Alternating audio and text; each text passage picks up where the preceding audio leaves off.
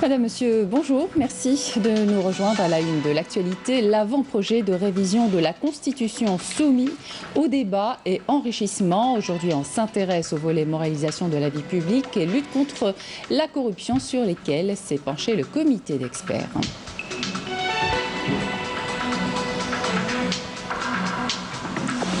Dans l'actualité nationale également, la situation épidémiologique en Algérie, 160 nouveaux cas confirmés de coronavirus, 211 guérisons et 6 décès, dernier bilan des autorités sanitaires.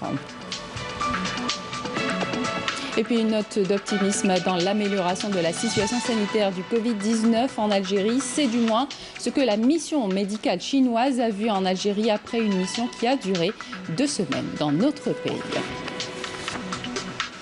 Bienvenue à tous. On entame cette édition avec l'actualité parlementaire. Des députés de l'Assemblée populaire nationale ont émis des réserves quant à l'approche fiscale adoptée face au recul des recettes pétrolières du pays. C'était hier lors du débat du projet de loi de finances complémentaire 2020. En présence de membres du gouvernement, plusieurs députés ont estimé que toute augmentation des taxes ou impôts dans le but de couvrir le recul des recettes pétrolières serait inappropriée en cette conjoncture marquée par la stagnation que connaissent plusieurs secteurs économiques. Les détails avec Karim Haïfa. Les présidents des groupes parlementaires à l'APN ont tous évoqué le contexte particulier lié à la pandémie du coronavirus et la situation économique actuelle qui exige, selon eux, de réfléchir à une nouvelle vision pour le développement de l'économie algérienne. C'est ainsi que le président du groupe parlementaire du Parti des travailleurs a estimé que toute augmentation des taxes sur les carburants dans le but de couvrir le recul des recettes pétrolières serait inappropriée en cette conjoncture marquée par la stagnation que connaissent plusieurs secteurs économiques. Dans le même sillage, le président du groupe parlementaire du MPA a appelé à revoir la politique de subvention des prix des carburants, insistant sur une baisse significative des taxes. De son côté, le président du groupe Front Al Moustaqbal a insisté sur l'impérative nécessité de mettre en place une réelle stratégie pour en finir définitivement avec le marché parallèle, tout en s'attenant à la pérennité des lois et des politiques publiques de développement. Pour sa part, la présidente du groupe parlementaire de l'Union, Nahda Adel Abina, a appelé à revoir les budgets de fonctionnement de certains ministères et le contrôle strict des sommes colossales injectées chaque année dans les caisses de clubs sportifs. La présidente du groupe ML Algérie a appelé quant à elle à revoir la politique de soutien social en prenant en considération la gestion efficace des finances publiques. Opposé à la hausse des taxes sur les carburants, le président du groupe MSP a demandé quant à lui au ministère des Finances de procéder plutôt à la révision des taxes appliquées aux produits de consommation nocifs pour la santé. Pour sa part, le président du groupe parlementaire du RND a insisté sur l'impératif de drainer les fonds circulant dans le marché parallèle et les orienter vers les banques, soutenir les investissements productifs et l'accompagnement des agriculteurs à travers la subvention de l'électricité rurale et la régularisation des actes de propriété. De son côté, la présidente du groupe FLN a mis l'accent sur l'amélioration de la gestion fiscale dans le recouvrement, et ce à travers l'accélération de la numérisation des données, la modernisation des outils de gestion et la révision de la relation avec les contribuables. Lors de son allocution suite aux interventions des groupes parlementaires, le ministre des Finances a fait savoir que l'objectif du projet de loi de finances 2020 est de traiter les effets de la double crise sanitaire et économique marquée par la baisse des recettes financières tout en soutenant le pouvoir d'achat des citoyens. لقد ارتكزت تدخلات ممثلي الشعب في العديد منها على مواضيع ذات علاقة بمواضيع. Les interventions des représentants du peuple ont principalement été focalisées sur les préoccupations des citoyens que les autorités publiques comptent prendre en charge grâce aux différents programmes sectoriels et à travers des mesures qui seront décidées selon le développement de la situation actuelle, soit dans les prochaines lois de finances ou à travers un plan de travail qui prend en compte une reconfiguration de la gestion des finances publiques avec l'encouragement et la relance de l'investissement productif dans le cadre d'une politique financière publique qui mettra tout en œuvre pour atteindre ces objectifs, notamment dans la conjoncture actuelle et future.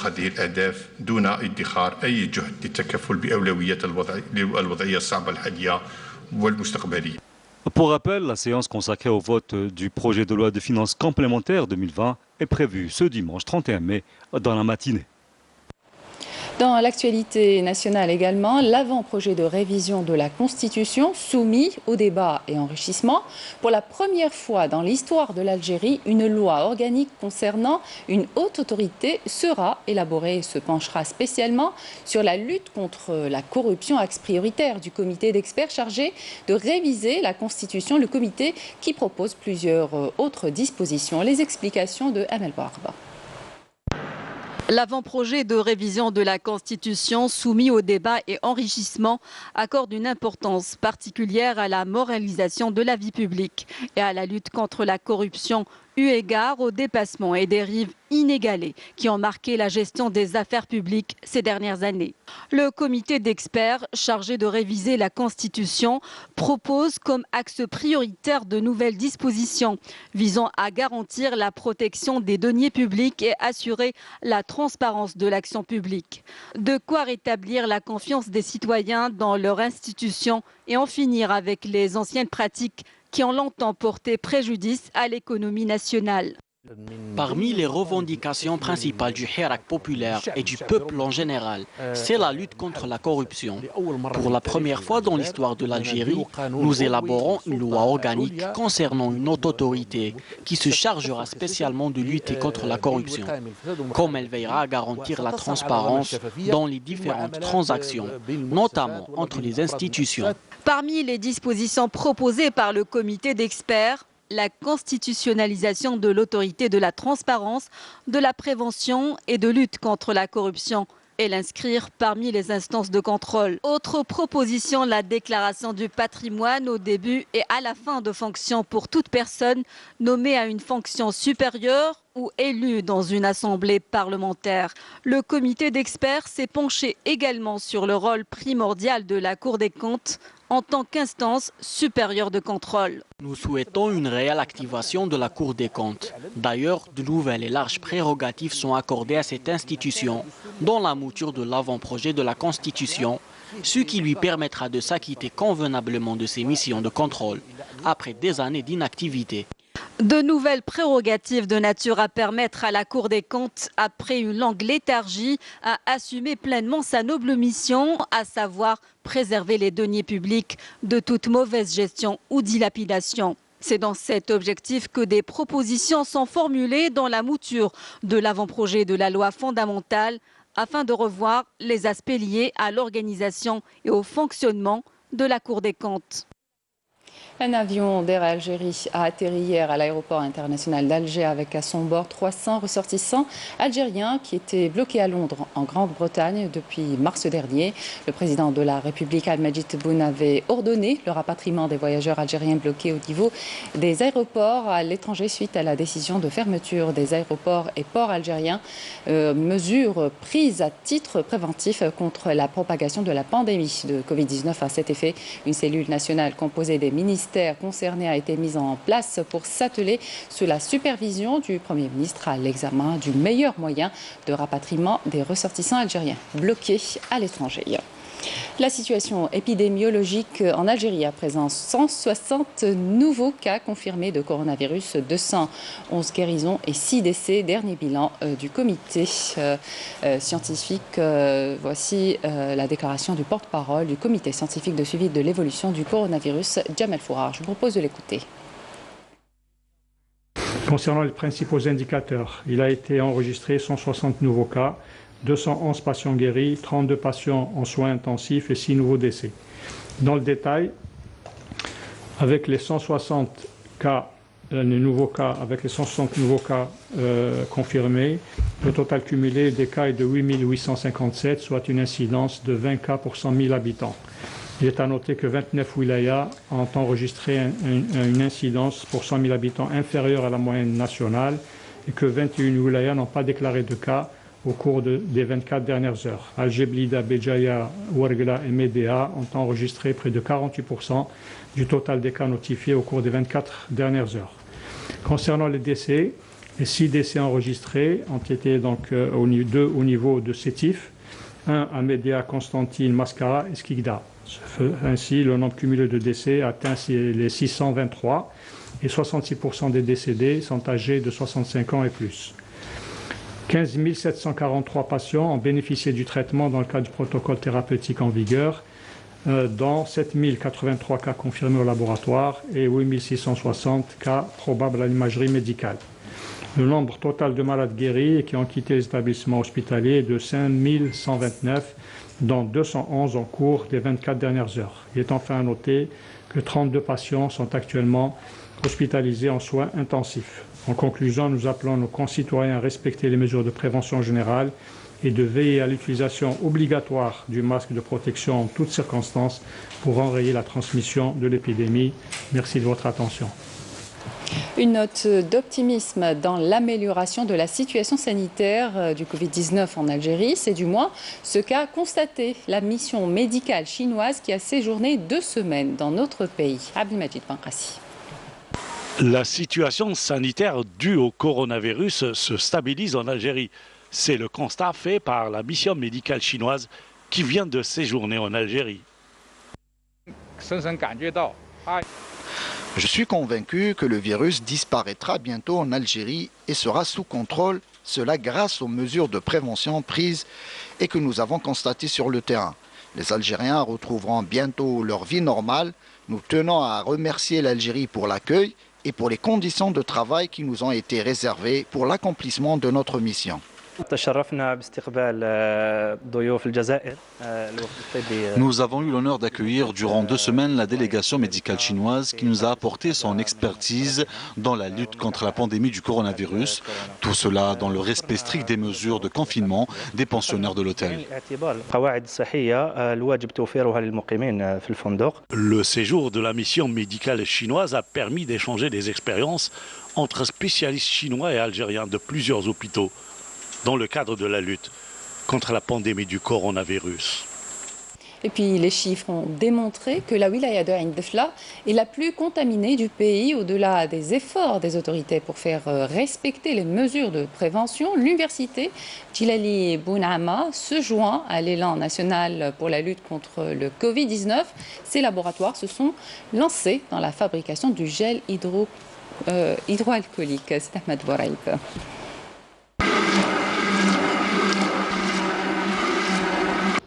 Mélanger des produits et des substances chimiques, telle est la première étape dans la fabrication du gel hydroalcoolique. Et c'est au moment où la plupart des universités ont fermé leurs portes en raison de la pandémie de coronavirus que les architectes de l'université Djilali Boumama ont ouvert grand les portes de leur laboratoire pour participer à l'éradication de ce virus. On a fabriqué et mis à disposition environ 200 litres de gel hydroalcoolique. Notre université a désinfecté environ 16 000 masques de protection produits en dehors de l'université. L'université a aussi mis sur pied une chambre de stérilisation destinée aux personnes occupant les premiers plans dans la lutte contre le Covid-19. Des chambres de stérilisation capables de détruire le virus et de désinfecter les personnes en utilisant un système de purification de l'air et une température hautement élevée. Cette initiative a reçu les encouragements des pouvoirs publics. Au début de la crise, ils se sont présentés et ont demandé notre aide. Je les remercie à cette occasion car ils sont au premier plan dans cette lutte. Leur rapport nous a été très bénéfique, à un moment où nous en avions vraiment besoin, surtout avec le gel hydroalcoolique qu'ils ont distribué aux hôpitaux. À l'instar des autres acteurs de la société civile, l'université algérienne participe à la prévention et la lutte contre le virus. Il est devenu un accessoire vestimentaire indispensable, voire obligatoire, le masque sanitaire de protection et de rigueur depuis, vous le savez, le 24 mai. Seule mesure barrière contre le coronavirus permettant d'aller vers le déconfinement. Dans ce reportage, vous allez le constater de visu. La loi semble être respectée par les habitants de la commune de Kouba qui font preuve de bon sens. Yanis Belkacem. Il peut être perçu comme une tendance ou un accessoire. Une chose est sûre, les Algérois sont de plus en plus conscients des risques du coronavirus. Le port du masque de protection est décrété comme obligatoire depuis quelques jours déjà.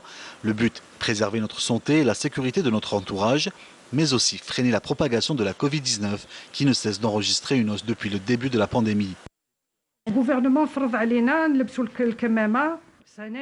Le gouvernement a décrété le port de masques de protection obligatoire afin de maîtriser la pandémie. Et ce n'est qu'à partir des 15 prochains jours que nous pouvons évaluer la situation et forcément avoir un taux de contamination à la baisse. Il est important de signaler que le masque de protection est personnel et ne doit pas être prêté. Le masque de protection ne doit être prêté sous prétexte de son indisponibilité. Depuis le début de la pandémie, plusieurs bénévoles et associations se sont mis à confectionner des masques dits artisanaux aussi efficaces que les masques chirurgicaux.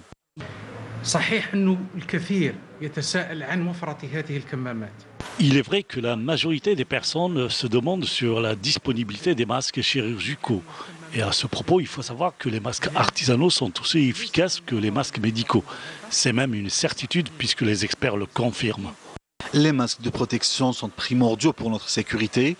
La responsabilité et les efforts de tout un chacun sont importants afin de freiner la pandémie. Les Oranais semblent eux aussi à l'unanimité respecter le port du masque de protection, mais aussi les règles de distanciation sociale. Rien n'est laissé au hasard. Plus de détails avec Yamina Saïchi.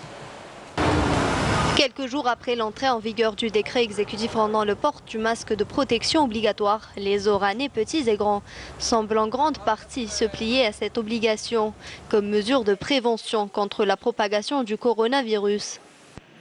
Il faut mettre le masque de protection car le virus continue de se propager. Le port du masque est obligatoire, nous devons respecter les mesures de prévention. Nous devons porter le masque et nous laver les mains. Personne ne doit entrer et sortir sans masque pour se protéger et protéger les autres.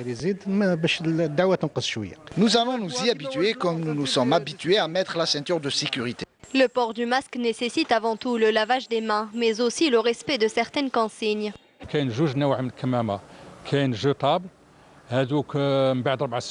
Il existe deux types de masques. Les masques jetables à changer toutes les 4 heures. Une fois le masque usagé, il faut le mettre dans un sac avant de le jeter, car il peut constituer un moyen de transmission du virus. Il y a aussi les masques lavables à laver après chaque utilisation. Pour ma part, je porte le masque depuis 4 mois. Et il ne me dérange pas. Toutefois, il est impératif d'y associer le lavage fréquent des mains et le respect des mesures barrières.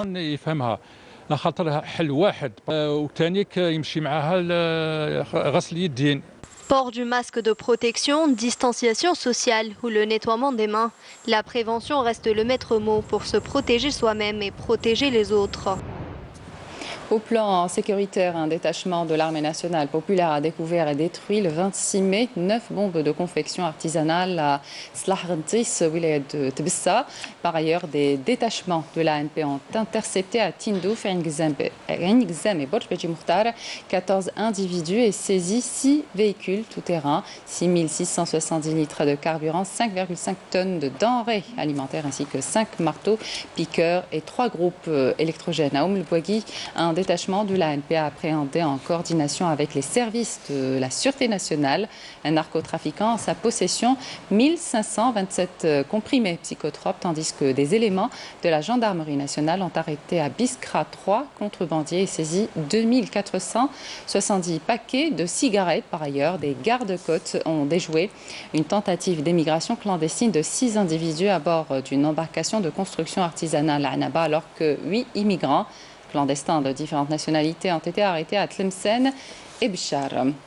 À l'étranger, face au coronavirus, l'Europe poursuit son déconfinement au moment où les États-Unis franchissent le seuil symbolique des 100 000 morts et où une flambée de nouveaux cas en Corée du Sud illustre les risques de résurgence de la pandémie. Les USA, où le premier mort du Covid-19 avait été annoncé fin février, ont passé mercredi la barre des 100 000 morts sur près de 1,7 million de cas selon le décompte de l'université Johns Hopkins qui fait autorité dans le pays. Le terrible bilan du coronavirus franchit seuil après seuil et pour autant le déconfinement avance.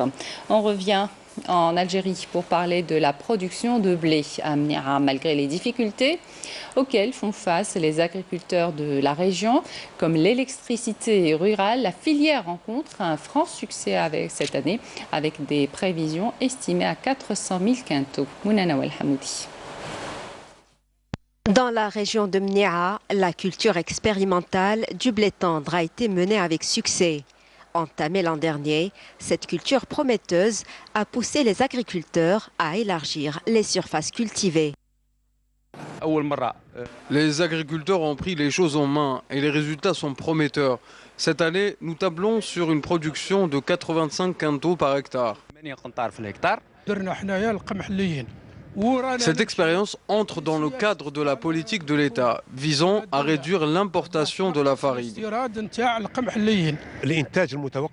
Cette année, la récolte a presque doublé. Elle est estimée à 400 000 quintaux, alors que l'année passée, elle était de 256 000 quintaux.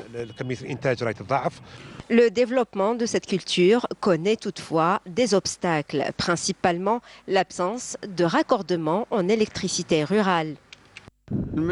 On aimerait que ce problème soit résolu définitivement. Nous recourons au groupe électrogène, mais cela nous coûte très cher. Nous sommes ici pour nous enquérir des difficultés auxquelles les agriculteurs sont confrontés, notamment l'électricité rurale et l'aménagement des chemins agricoles. Les investisseurs dans cette filière espèrent pouvoir créer une coopérative céréalière visant à assurer les moyens de stockage des céréales dans la région. 17 minutes avant l'heure prévue du décollage au centre spatial Kennedy en Floride, le lancement du premier vol habité de la société SpaceX a été reporté hier soir. Il s'en est fallu de 10 minutes pour que le mauvais temps se dissipe selon SpaceX, mais le risque posé par la pluie et les éclairs était trop important et la fenêtre de tir était stricte. Les deux astronautes de la NASA avaient plutôt salué leur famille avant de se diriger vers la plateforme de lancement pour le décollage. La prochaine tentative aura lieu samedi à 19h22 GMT.